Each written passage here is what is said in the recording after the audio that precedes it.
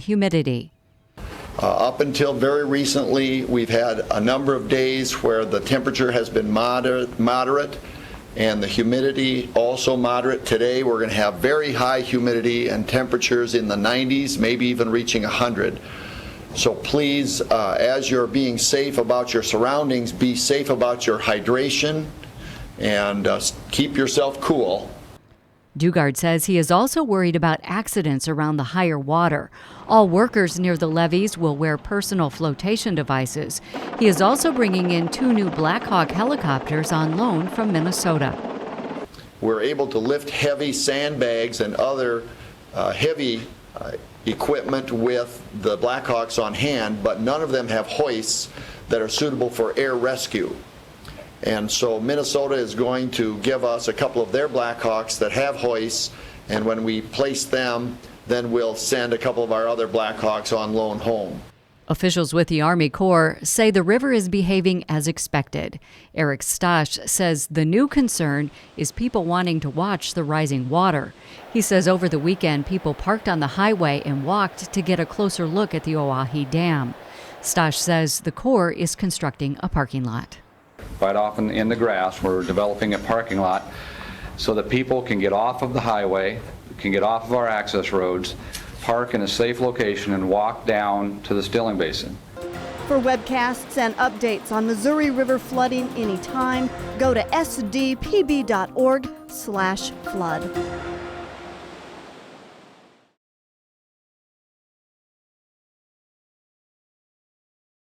This is a special Missouri River flooding update from SDPB. Governor Dennis Dugard banned all boating and recreation on the Missouri River from Oahe down through the towns of Pierre and Fort Pierre. But the United States Geological Survey has special permission to travel up the river and gather data on the river flow. A USGS team, including hydrology technician Nathan Stevens, uses a device connected to their boat that employs sound waves to measure the river depth, discharge, and other parameters. Stevens says it's important for the USGS to be able to verify the Corps' data and vice versa. This way, there is an assurance of accuracy. Absolutely, because there's no condition is ever the same. It's always unique when you're out here in a boat and on the rivers, and especially in situations like this. The USGS measurements also help the Corps understand how much the river is scouring into the channel below. This refines the understanding of how high the river will get and how the levee system responds. Army Corps Colonel Robert Rook says as this water rises, the levees get more and more stressed. He says the Army Corps must keep a 24-hour watch on the levee. It's an everyday battle. You have to keep people up there. You're looking for boils behind the levee. You're looking for erosion on the levee. So we've been talking to the local officials.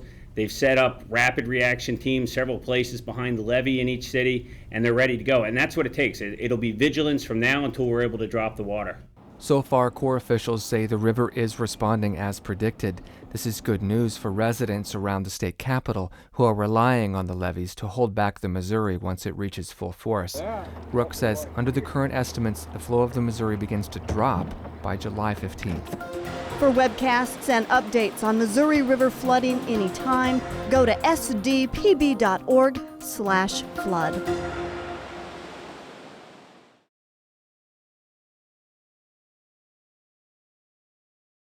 This is a special Missouri River flooding update from SDPB. Volunteers are filling and stacking sandbags on the water's edge as residents of Larson's Landing are preparing to leave. Doug Larson is the owner of the resort. He says residents are taking a recommended evacuation seriously. Well, there's a house right there that was moved out yesterday. This house is being moved out today, and most of the rest of the houses are pretty well emptied out. Yeah, they're getting out. They know that they can't stay down here. They know that there's going to be water where we're standing. Larson has owned the resort for about 30 years. He and his wife, Linda, are hoping for a big turnaround and government assistance once the floodwaters reside, so residents will come back and rebuild. For South Dakota Public Broadcasting, I'm Marcus Brooks. For webcasts and updates on Missouri River flooding anytime, go to sdpb.org/flood.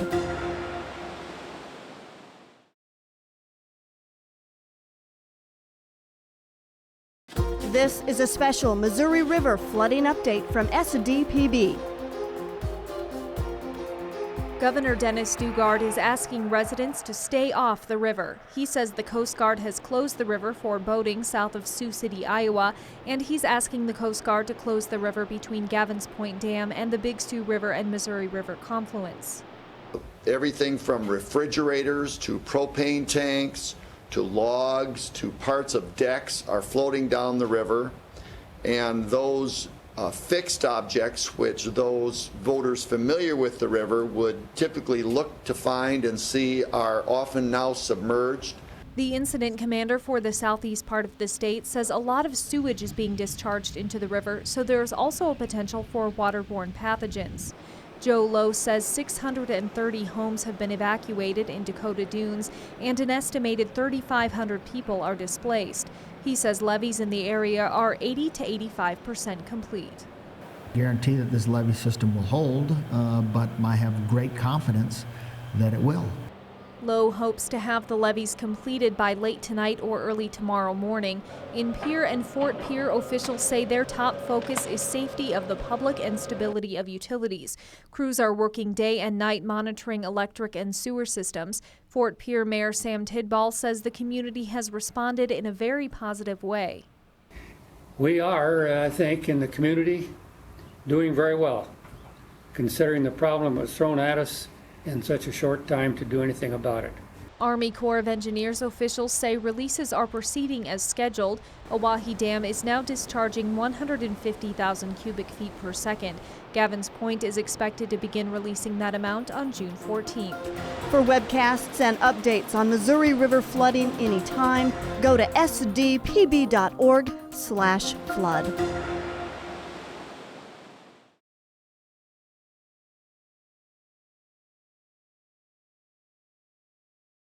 This is a special Missouri River flooding update from SDPB. Kyle Crossman is helping his brother protect his home. Usually the house is about a football field length away from the water, but it's creeping closer to the house every day. Crossman's brother has used up his vacation and had to go back to work. He says now it's up to volunteers. He's worked pretty much the last 10 days straight doing it himself, but he had to go to work eventually, so he's back at work today. And so family members came in, and we got a lot of help from a lot of volunteers as well. We have 6 pumps total in the house, enough to pump out a swimming pool in about an hour and a half, 2 hours. And we have generators to back that up, but we hope we don't come to that. We hope power maintains here.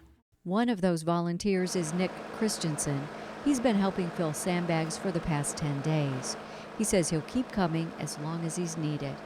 As he climbs a 10-foot wall of sandbags, he says doing that in 100-degree weather has kept many volunteers away. There's more volunteers at the beginning of this work when they realized how big of an emergency this was, but then as things start progressing, more and more help is needed to get all these homes safe.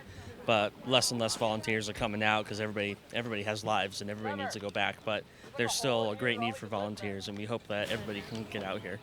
Some members of the Army National Guard were on hand to assist with sandbagging, but some homeowners say there's still more to do and time is running out. For South Dakota Public Broadcasting, along with Stephanie Rissler, I'm Kara Hetland. For webcasts and updates on Missouri River flooding anytime, go to sdpb.org/flood.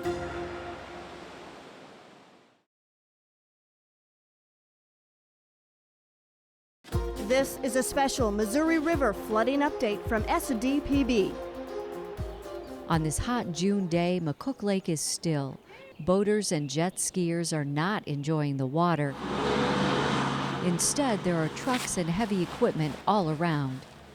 Marty Reich's house is about 50 feet from McCook Lake. She's lived here for about 11 years and never imagined a lake that has water regularly pumped into it would flood.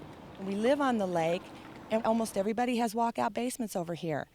So we started taking our own elevation readings and looking at the information that the Army Corps of Engineers was putting out and knew we were going to have a minimum of 2 feet of water in our basements. We figured that out on our own. It wasn't until Wednesday night that they held an emergency meeting for the folks at McCook Lake and told us that we were in serious trouble. Marty Reich says residents work together filling sandbags to protect their homes and community from rising floodwaters. And they just came in and hocked out their yard and pushed it up against their house and built their sandbag wall with that. We were fortunate enough to have access to a friend who had access to some dirt. I think he's got a big gaping hole in his farm. I don't know where our dirt actually came from. The original information that we were provided was, again, the North Sioux City, McCook Lake area wouldn't have a problem. Well, we learned the new information, and they had the latest information just a few hours after I received it. What we're going to do is, I'm sure you've heard this many times here in the last few days, we're preparing for the worst, hoping for the best. Fuchsa says the latest concern is rising groundwater along with rising lake water. For South Dakota Public Broadcasting, along with Stephanie Rissler, I'm Kara Hetland. For webcasts and updates on Missouri River flooding anytime, go to sdpb.org/flood.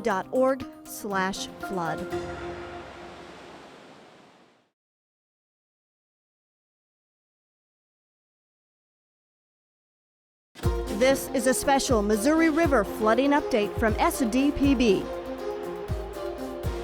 Releases from Gavins Point Dam are now at 140,000 cubic feet per second, but officials say it could take as much as a day for those levels to affect communities downstream, such as Whinstone.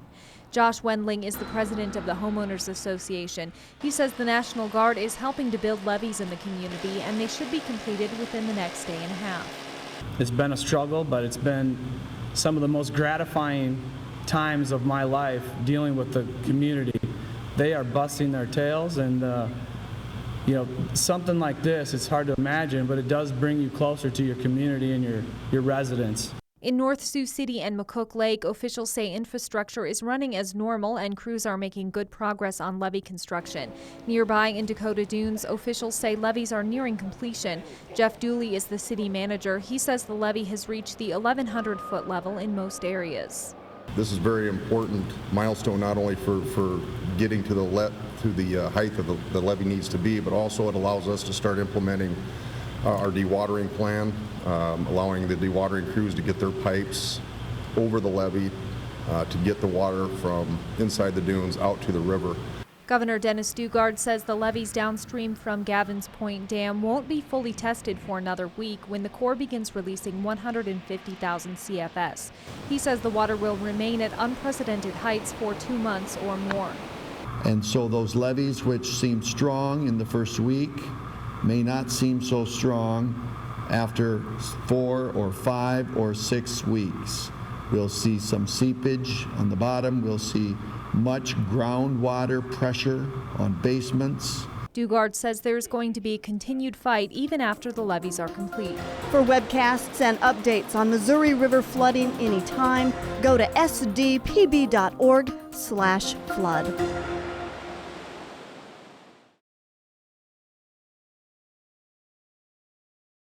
This is a special Missouri River flooding update from SDPB. Residents of the Dakota Dunes are finalizing flood preparations. Most homeowners have evacuated, and once they leave, they cannot return. Heavily armed officers are standing guard and patrolling the area to protect homes from not only rising waters, but possible thieves or looters. Highway Patrol Trooper Chris Holm has been guarding the dunes since Memorial Day weekend. This is one of the homes that had residents in it. The Border Patrol, they're helping us out with our security detail. They noticed that the door was open, so we just did a quick security check, make sure there wasn't anybody laying in there hurt. Homes with yellow ribbon indicate the house is empty. A pink or red ribbon tell law enforcement officers the homeowner has chosen to stay. From our best estimate, there's nobody in there, is that the people have finally evacuated. They're going to notify the sheriff's office at the command center that the people have evacuated, and then we're going to change the color of the tape so that we know that this home has been evacuated.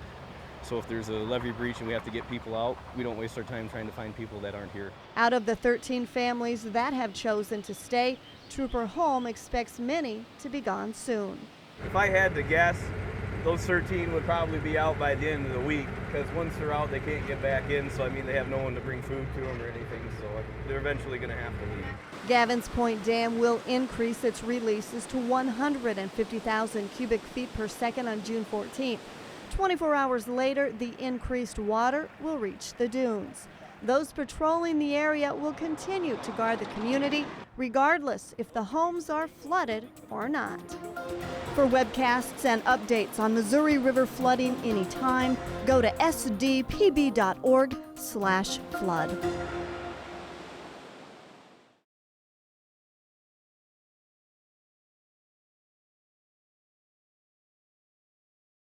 This is a special Missouri River flooding update from SDPB. Oh, it's good boys. Good boy. Jeff Popowich is with the Best Friends Animal Society based out of Utah. Best Friends, along with Code 3 Rescue Animal, have been in Pierre since last week. They set up a temporary shelter in a garage lent to them by the Pierre Regional Airport. Popowich says displaced residents are grateful they have a place to take their animals. We've had some people come in tears bringing their animal here, and you know that their life is upside down with having to evacuate and not knowing what they're going to do and where they're going to go. So for us to be able to provide a little bit of comfort and give them a place where they can bring their animals and know that they'll be safe is really helpful for them. And so a lot of times they'll leave and they'll be back in 15 minutes bringing us supplies that we have on our little, shopping list. So it's really cool the support we're getting from them. Popowich says so far they have around 90 animals, ranging from dogs and cats to chickens and chinchillas. He says they have plenty of room to expand if needed. Popowich says many people are able to take their pets back after finding temporary housing. Which ultimately is the goal. We hope that everybody finds some place where they can settle in and be for the long term, and then get their animals, bring them back home. Because that's the best situation for these guys that we have here, is for them to go back home. Those who can't have their pets with them can visit, which Popowich highly encourages. It's great for the families, and it's also great for the animals. It kind of relieves everybody of a little bit of stress. Popowich says there's been an outpouring of support both locally and nationally. The supplies that we've gotten in, a lot of it came from the people in town, which is fantastic. And we also had PetSmart Charities come by, and they brought us a semi-load full of supplies. So they brought wire crates, and they brought, a few pallets of dog food, a few pallets of cat food, cat litter, bowls, all the miscellaneous things. So that really helped out quite a bit too. Popowich says the flood situation is stressful on humans, but it also takes a toll on the animals. So he says volunteers do all they can to make sure pets are well taken care of. The more that you can provide, even one-on-one attention with one person taking one dog for a nice long walk, it does wonders for them mentally. Popowich says although the shelter is temporary, they at least will stay through the end of June and longer if needed. For South Dakota Public Broadcasting, I'm Jacqueline Severin in Pierre. For webcasts and updates on Missouri River flooding anytime, go to sdpb.org/flood.